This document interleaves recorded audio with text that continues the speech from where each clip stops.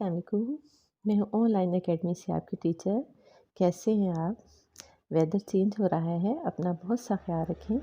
आज मैं आपको पढ़ाऊँगी नेचर ऑफ सेंसेशन। हर स्टिमुलस कोई ना कोई असर हमारे हिस्सी अज़ा पर पैदा करता है। यानी हर स्टिमुलस जो है वो हमारे हिस्सी अज़ा में जो है वो वाइब्रेशन पैदा करता है। जैसे कोई भी शोर, आवाज़ वग़ैरह या जैसे हमारी तमाम हिस्से हैं, अगर बहुत ज़्यादा लाइट है तो वो हमारी आँख को मुतासिर करती है, या अगर आप मीठा खा रहे हैं तो वो हमारी ज़बान को मुतासिर करता है। और अगर आप बहुत ज़्यादा लाउड में से आप म्यूज़िक सुन रहे हैं तो वो स्टिमुलस जो है वो हमारे कानों को मुतासिर करता है।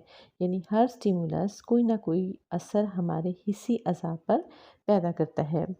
इस असर को महसूस करने का नाम एक्चुअल में सेंस है। सेंस किसको कहते हैं? जो स्टिमुलस असर जो है वो जिस स्टिमुलस का जो असर हम महसूस करते हैं उसे हम सेंस कहते हैं। प्रोसेस ऑफ सेंस क्या है? स्टिमुलस का असर हिस्स के आले पर पड़ता है। यानी जिस तरह का भी स्टिमुलस है, अगर वो आवाज़ का है या जायके का है या देखने का है, तो वो स्टिमुलस क्या करता है, उस महसूस करने वाले आले पर उसका असर पड़ता है, जिसका आला हरकत में आता है। इसी अमल को हिस्स कहते हैं। यानी स्टिमुलस का असर हिस्स के आले पर पड़ता है, हिस्स का आला हरकत में आता है। इसी अमल को जो है हम हिस्स का अमल कहते हैं। हमारे हिस्सी अज़ा पर हर वक्त मुख्तलिफ़ तरह के स्टिमुलस असरअंदाज होते रहते हैं। इस तरह जो असर हिस्सी अज़ा कबूल करते हैं, ये मालूमात बरकी कीमियावी लहरों की शक्ल में दिमाग को चली जाती है। यानी जिस तरह का भी स्टिमुलस होता है और जिस तरह के हमारे हिस्सी अज़ा उससे मुतासिर होते हैं, वो उस असर को हमारे हिस्सी अज़ा जो हैं वो एक्सेप्ट करते हैं।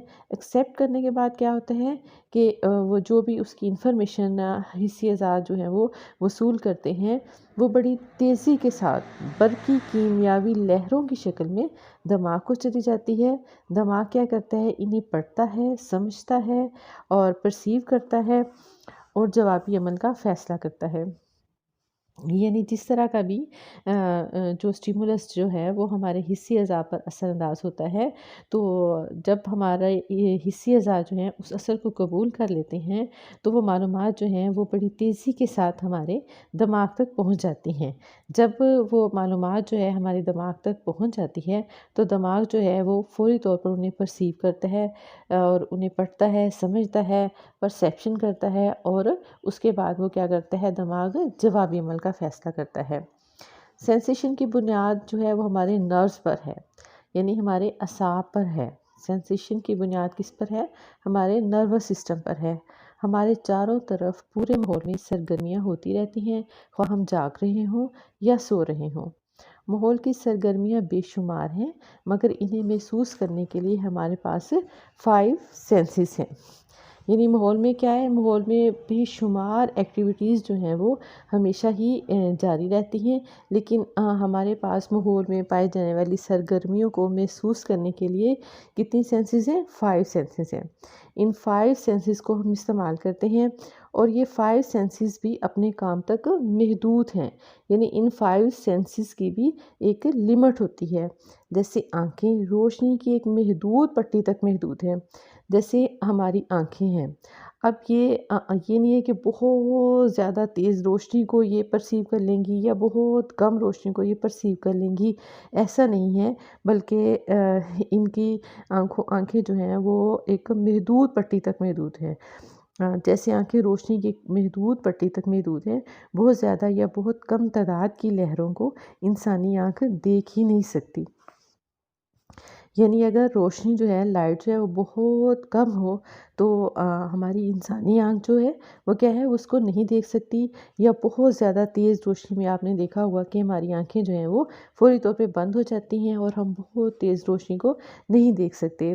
जैसे सम टाइम हम सफ़र करते हैं, तो सफ़र के दौरान अगर गाड़ी जो है बहुत करीब आके आपके करीब आ जाती है और उसकी जो लाइट है वो गाड़ी की जो लाइट है वो पूरी तौर पर आपकी आँखों में पड़ती है, तो आप क्या करते हैं, आपकी आँखें बंद हो जाती हैं। यानी आप इतनी तेज़ रोशनी जो है वो आपकी आँख जो है वो परसीव नहीं करती। इसी तरह हमारे कान हैं, ईयर्स हैं हमारे, 20 और 20,000 के दरमियान वाइब्रेशंस को सुन सकते हैं। इसी तरह कान है कि कान का जो वो हमारा हिस्सी अज़ा है, यानी वो बहुत तेज़ अगर स्टिमुलस की आवाज़ होगी, शदीद किस्म की आवाज़, तो उस आवाज़ को भी वो जो है वो परसीव नहीं करता, या बहुत कम आवाज़ अगर है तो उसको भी महसूस नहीं कर सकता। यानी 20 और 20,000 के दरमियान जो वाइब्रेशन होती है, हमारे कान सिर्फ़ उसी को सुन सकते हैं। इससे कम या ज़्यादा नहीं सुन सकते। लेकिन क्या कहते हैं कि जैसे एक चमगादड़ के कान इतने तेज़ होते हैं कि वो मक्खियों जैसे कीड़ों के परों की वाइब्रेशन को भी महसूस कर लेते हैं और उन्हें अपनी ग़िज़ा बना लेते हैं। यानी हमारे इर्द-गिर्द जो परिंदे वग़ैरह उड़ रहे होते हैं, उनके परों की आवाज़ जो है वो हम महसूस नहीं कर सकते। इस दुनिया में हर मंज़र, हर वॉइस, हर अमल एक स्टिमुलस है। यानी अब स्टिमुलस क्या है? यानी जो चीज़ भी आप देख रहे हैं, जो वॉइस भी आप सुन रहे हैं, हर जो काम भी आपके सामने हो रहा है, वो क्या है? सब के सब स्टिमुलस हैं। लेकिन हमारे हवास उनकी एक बहुत कम तादाद को महसूस कर सकते हैं। अगर कोई स्टिमुलस हमारे हवास में वाइब्रेशन पैदा कर दे, तो यही सेंसेशन है। यानी अगर किसी स्टिमुलस का असर जो है आपके हवास पे हो जाता है, आपके असाब पे हो जाता है, यानी जो वाइब्रेशन है उससे वो स्टिमुलस जो है वो आपके अंदर इतनी वाइब्रेशन पैदा कर देता है, तो उसके बाद क्या है वो आपके हिस्सी आला जो है वो उससे मुतासिर हो जाता है। तो इसी को क्या कहा जाता है? तो इसी को हम सेंसेशन कहते हैं, जो एक सिग्नल की सूरत में असाब के ज़रिए दिमाग तक पहुंचता है। यानी जब वाइब्रेशन होती है तो आपकी सेंसेशन जो है वो उसको एक्सेप्ट करती है। जब वो उसको महसूस कर लेती है तो क्या होता है, उसके बाद एक सिग्नल की सूरत में असाब के ज़रिए, आपके नर्वस सिस्टम के ज़रिए वो हमारे ब्रेन तक पहुंचती है। असल में आलाते हिस्स का स्टिमुलस से मुतासिर होकर दिमाग में तासर पैदा करना क्या कहलाता है? सेंसेशन कहलाता है। सेंसेशन क्या है कि असल में आलाते हिस्स का स्टिमुलस से मुतासर होकर दिमाग में तासर पैदा करना सेंसेशन कहलाता है। जैसे ढोल की आवाज़, या आपके करीब कोई भी चीज़ गिर जाती है उसकी आवाज़, वो जब आपका यानी कि वो स्टिमुलस, आवाज़ क्या है? एक स्टिमुलस है। वो स्टिमुलस जो है वो आपके दिमाग को, ब्रेन को मुतासिर करता है। जब वो आपके ब्रेन को मुतासिर कर देता है तो उसी को हम क्या कहते हैं? सेंसेशन कहते हैं। सेंस ऑफ विजन, देखना, यानी आँख क्या है? आँख एक ख़ास तरह का सेंस ऑर्गन है जिसके कई हिस्से हैं। ये जानने के लिए रोशनी की शुआएं किस तरह आँख के मुख्तलिफ हिस्सों से गुजरती हुई आँख के अंदरूनी पर्दे रेटिना पर अक्स बनाती हैं, इसके लिए हम पढ़ेंगे स्ट्रक्चर ऑफ आइज़, यानी कि आँखें जो हैं वो किस तरह से रोशनी को परसीव करती हैं, आँखों के मुख्तलिफ हिस्से कौन कौन से हैं, इसके अंदरूनी हिस्सा कौन सा है, इसका बैरूनी हिस्सा कौन सा है, इसके लिए हम स्टडी करेंगे स्ट्रक्चर ऑफ आइज़ की। आँख क्या है? आप भी देखते हैं, आपने भी देखी है, आँख किस तरह से होती है? एक बॉल की तरह होती है। जैसे एक बॉल जो है वो गोल होता है, बिल्कुल इसी तरह हमारी आँखें भी एक बॉल की तरह होती हैं, गोल होती हैं। आँख के अंदर भी एक आपको बॉल नज़र आती है। इस बॉल को 6 ऑर्गन्स जो हैं वो थाम कर रखते हैं और दोनों तरफ इसकी गर्दिश को मुमकिन बनाते हैं। यानी बॉल को 6 और ऑर्गन्स होते हैं, 6 ऑर्गन्स, उन्होंने बॉल को पकड़ा होता है, थाम के रखा होता है, और उनका फंक्शन क्या होता है कि वो ये करते हैं कि इस बॉल को दोनों तरफ, यानी कि इसकी को मूवमेंट को वो मुमकिन बनाते हैं। दोनों आँखों के बॉल दाएँ और बाएँ जानिब जो है वो एक साथ मुड़ते हैं। यानी इसका प्रोसेस क्या है कि जब हम किसी चीज़ को देखते हैं तो क्या होता है कि ये जो बॉल है हमारे, ये दाएँ और बाएँ जानिब एक साथ मुड़ते हैं। मुखालिफ सिमतों में नहीं, अगर दोनों बॉल एक दूसरे की मुखालिफ सिमतों में मुड़ते तो दिमाग के लिए मुश्किल होता कि वो एक इंटीग्रेटेड इमेज जो है वो कैसे देख सकेगा। मुखालिफ सिमतों में बने हुए फ़ोटोग्राफ्स को इंटीग्रेटेड करना मुमकिन नहीं होता। उसके बाद आ जाते हैं कॉर्निया, आँख का बैरूनी ग़िलाफ़ है, आउटर शेल है। इस शेल का वो हिस्सा जो आँख के सामने से बिल्कुल शफ़ाफ़ है, आइरिस आइरिस कहलाता है। कॉर्निया के पीछे रंगीन हिस्सा आइरिस कहलाता है। अब आइरिस क्या है? ये जो अलग अलग से आपने इनको याद कर लेना है। कॉर्निया क्या है, इसको यानी ये आँख का बैरूनी गुलाफ है, और इस गुलाफ का वो हिस्सा जो आँख के सामने है बिल्कुल शफाफ है, उसको कॉर्निया कहते हैं। और आइरिस क्या है, आइरिस जो है वो कॉर्निया के पीछे रंगीन हिस्सा जो है वो आइरिस कहलाता है। कॉर्निया और आइरिस की दरमियानी जगह एक शफाफ मादे से भरी होती है। इस शफाफ मादे को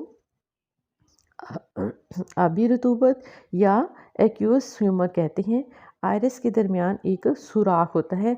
इस सुराख का नाम क्या है, आँख की पुतली है। ये सुराख बाज़ अज़लात की मदद से छोटा और बड़ा भी हो जाता है ताकि ज़रूरत के मुताबिक रोशनी आँख में दाखिल हो सके। जैसे तेज़ रोशनी में हम क्या करते हैं, अपनी आँखों को सुकेड़ लेते हैं, और जब रोशनी जो होती है वो मध्यम होती है तो हम अपनी आँखों को पूरा पूरा पूरा खोल के देखते हैं कि चीज़ जो है वो हमें आसानी से नज़र आ जाए। यानी ये हम क्या करते हैं कि आँख के जो अज़लात हैं उन्हें हम जो हैं छोटा और बड़ा करते हैं। दरअसल ये सुराख कैमरे के अपर्चर की तरह हैं और वही काम करता है। कैमरे का अपर्चर भी तेज़ रोशनी में घटाया और कम रोशनी में बढ़ाया जा सकता है। इसके बाद लेंस आ जाता है। आँख की पुतली और आइरिस के पीछे एक साफ शफाफ लेंस होता है। ये लेंस शीशे की तरह सख्त नहीं होता बल्कि नरम होता है और ख़ास किस्म के दायरादार रेशों के ज़रिए आँख के बॉल में कायम होता है। ये रेशे दो काम करते हैं। ये रेशे क्या करते हैं, ये रेशे दो काम करते हैं। पहला क्या, लेंस को मरकज़ी शक्ल में कायम रखते हैं। पहला काम क्या करते हैं ये रेशे, लेंस को मरकज़ी शक्ल में कायम रखते हैं। और सेकंड इनका क्या काम है, लेंस की शक्ल में तब्दीली ला सकते हैं, यानी लेंस की मोटाई को कम या ज़्यादा कर सकते हैं। करीब की अशिया को फोकस करने के लिए इसकी मोटाई में इजाफा हो जाता है और दूर की अशिया को फोकस करने के लिए इसकी मोटाई में कमी आ जाती है। लेंस के पीछे भी एक बड़ा सारा खाना होता है, एक चैम्बर होता है, एक जेली जैसा मादा, जिसमें क्या होता है, एक जेली जैसा मादा भरा होता है, जिसे विथ्यूमर कहते हैं। आँख के गुलाफ या शेल सिक्लीरोटिक कॉर्ड है, जो उसका बैरूनी सख्त, जिसको हम कहते हैं कि आँख का बैरूनी सख्त पर्दा है। ये बैरूनी गुलाफ है। आँख के बॉल को ढांपने वाला ये गुलाफ एक सफ़ेद मादे की तरह होता है और आँख की हिफाजत करता है। यही गुलाफ है जो आँख के बिल्कुल सामने वाले हिस्से में बिल्कुल शफाफ हो जाता है और कॉर्निया कहलाता है। आँख के सामने इसका शफाफ होना इसलिए ज़रूरी है कि रोशनी बगैर किसी रुकावट के आँख में दाखिल हो सके। उसके बाद क्या आ जाता है, कोराइड कोट आ जाते हैं। आँख के बॉल का दरमियानी गुलाफ है। इस गुलाफ में दो तरह के जो होते हैं वो सेल्स होते हैं। एक को हम रॉड्स और दूसरे को हम कोन्स कहते हैं। रेटनिया जो उसके बाद आ जाता है रेटनिया। ये आँख का सबसे अंदरूनी हिस्सा है। ये आँख का सबसे ज़्यादा हसास हिस्सा है। आँख के इस पर्दे में खून की रगें और शरियानें पाई जाती हैं। और आइरिस में ब्राउन रंग के मादे के पिगमेंट सेल्स पाए जाते हैं जो रोशनी की फालतू छांव को अपने अंदर जज़्ब कर लेते हैं और अक्स को धुंधला होने से बचाते हैं। ये क्या था, रेटनिया था। अब क्या है, रोड्स। इनमें रोशनी की हिस्स जो है वो बहुत तेज़ होती है।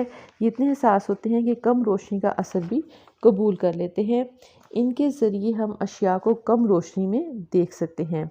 इंसानी आँख में इनके तादाद करोड़ों में है। इन खुलियों में एक जामनी रंग का मादा होता है। जब रोशनी इस मादे पर पड़ती है तो कीमियावी तब्दीली जो है, बर्क़ की कीमियावी लहर पैदा होती है जो अपना पैगाम आगे भेज देती है। खैर की बात यह है कि पैगाम चले जाने के बाद ये मादा फिर फ़ौरन अपनी असली हालत में आ जाता है ताकि नए पैगाम के लिए तैयार हो जाए। उसके बाद क्या आता है, कोन्स। ये खुलिये तेज़ रोशनी में बेहतर काम करते हैं और मुख्तलिफ रंगों के लिए भी हसास होते हैं। कौन सेल्स भी तीन तरह के होते हैं। पहली किस्म के सेल्स जो हैं वो सुर्ख रंग के लिए हसास होते हैं। पहली किस्म के सेल्स किसके लिए हसास होते हैं, सुर्ख रंग के लिए। दूसरी किस्म के सेल्स जो होते हैं वो नीले रंग के लिए हसास होते हैं और इन्हीं के कम्बिनेशन से सारे रंग ज़ाहिर होते हैं। यानी इन दो रंगों से, बाकी जो रंग हैं वो इन दो रंगों के कम्बिनेशन से ही वो जो है ज़ाहिर होते हैं कि ये कौन से रंग हैं। ये था आज का आपका टॉपिक नेचर ऑफ सेंसेशन। आज के लिए इतना ही काफ़ी है। इसे आपने खुद से बहुत अच्छे तरीके से रीड करना है। ये आपके ऑब्जेक्टिव में जो है वो आपके काम आएगा। और इस तरह से ये है कि आपका कोई भी ऑब्जेक्टिव जो है वो मिस नहीं होगा। इस भी टॉपिक को आप मिस ना करें, बल्कि इसे भी आप अच्छी तरह पॉइंट बना बना के अलग-अलग से इसके जो है वो लिख के आगे इसके जो हिस्से हैं उन्हें आप अच्छी तरीके से याद कर लें। आज के लिए इतना ही काफ़ी है। ओके, अल्लाह हाफ़िज़।